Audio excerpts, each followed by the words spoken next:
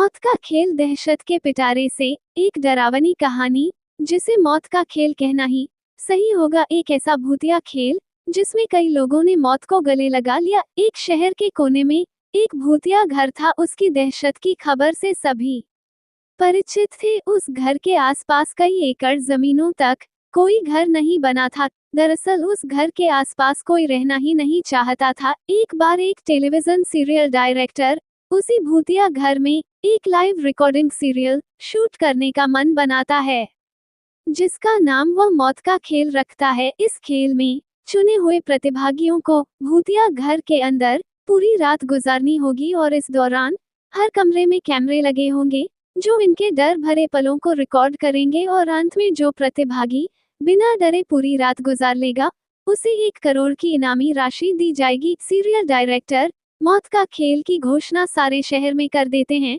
लेकिन उन्हें प्रशासन का एक नोटिस आता है कि आपको उस घर में शूटिंग करने की इजाजत नहीं मिल सकती। वह घर खतरे के दायरे में आता है।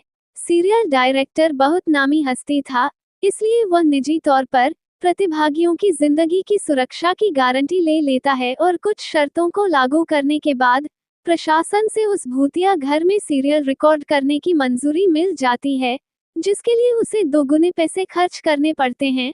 प्रशासन की परमिशन मिलते ही पूरे शहर में मौत का खेल के पोस्टर चिपक जाते हैं। मौत का खेल शहर में होने वाला था, लेकिन लोगों में उत्साह से ज्यादा दहशत भरी हुई थी। पूरे शहर को यकीन था कि इस प्रोग्राम में हिस्सा लेने वाले लोग जिंदा नहीं बचेंगे, लेकिन ये दुनिया तरह तरह की इंसानों से भरी है। उस प्रोग्राम में इनाम की लालच में कुछ लोग हिस्सा लेने पहुंचते हैं। सभी प्रतिभागियों को उनके नंबर दिए जाते हैं और साथ ही उनके हाथ में एक इलेक्ट्रिक ब्रेसलेट बांधा जाता है। यदि उन्हें डर लगे तो वो उसमें लगी बटनों को दबाकर इस प्रोग्राम से बाहर आ सकते हैं। प्रतिभागियों में 12 लड़के और 3 लड़कियां होती हैं। दिन के समय ही बिल्डिंग के कमरों में कैमरे लगा दिए गए थे, क्योंकि रात को भूतिया आत्माएं उस बिल्डिंग के कमरों में दहशत का तांडव मचाती है और रात के समय अंदर जाने की हिम्मत बहुत कम लोग ही जुटा पाए थे। एक एक करके सभी प्रतिभागी अंदर चले जाते हैं। सभी अपने नंबर के हिसाब से अपने कमरे को चुनते हैं और अंदर जाते ही सभी को अंदर से ताला लगाकर चाबी बाहर फेंकनी होती है। दरवाजे का ताला इलेक्ट्रॉनिक बनाया गया था। उनके हाथ में लगे ब्रेसलेट के बटन दबाते ही वह ताला खुल सकता था, लेकिन ये बात उन्हें बताई नहीं गई थी। अगर किसी प्रतिभागी ने वह ताला खोला तो प्रतिभागी प्रतियोगिता से बाहर हो जाएगा, जो कि कैमरे की रिकॉर्डिंग में दिखाई देगा। सभी के कमरे में निर्देश देने के लिए स्पीकर लगाए गए थे। उसी से सभी को संकेत दिया जाता है कि सभी जल्द से जल्द अपने कमरे का ताला बंद करके चाबी दरवाजे के नीचे से बाहर फेंके और इसके बाद कमरे की लाइट बंद की जाएगी। निर्देशों के अनुसार सभी अपने कमरे को अंदर से बंद कर देते हैं और चाबियां दरवाजे के नीचे से फेंक देते हैं। कैमरे नाइट मोड रिकॉर्डिंग के अनुरूप लगाए गए थे, इसलिए भले ही प्रतिभागियों के कमरे में अंधेरा हो, लेकिन दर्शकों को टेलीविजन स्क्रीन में सब कुछ नजर आ रहा होता है।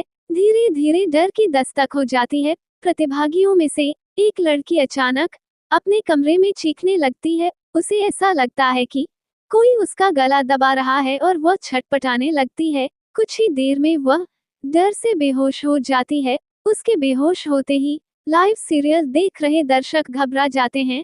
अचानक एक एक करके सभी प्रतिभागियों पर भूतिया हमले होने लगते हैं, लेकिन ताज्जुब की बात तो ये थी कि सभी प्रतिभागी अपने आप को स्वयं ही नुकसान पहुंचा रहे थे। कैमरे की रिकॉर्डिंग में साफ साफ नजर आ रहा था, कोई अपने चेहरे पर खरोंच रहा था तो कोई अपना गला दबा रहा था और कई तो अपना सर भी दीवार से मारकर घायल कर रहे थे। दर्शकों का डर बढ़ते देख बिल्डिंग के नजदीक सरकारी अधिकारी पहुंच जाते हैं, क्योंकि प्रोग्राम को प्रशासन की शर्तों के अनुरूप रिकॉर्ड करने की परमिशन दी गई थी, जिनमें से एक शर्त ये भी है कि यदि किसी प्रतिभागी को शूटिंग के दौरान मेडिकल की जरूरत पड़ेगी तो तुरंत डॉक्टर उपलब्ध करवाया जाएगा। और जब सभी प्रतिभागियों को लाइव रिकॉर्डिंग में चोट लगने लगती है तो सभी प्रोग्राम को रोकने की आवाज उठाने लगते हैं।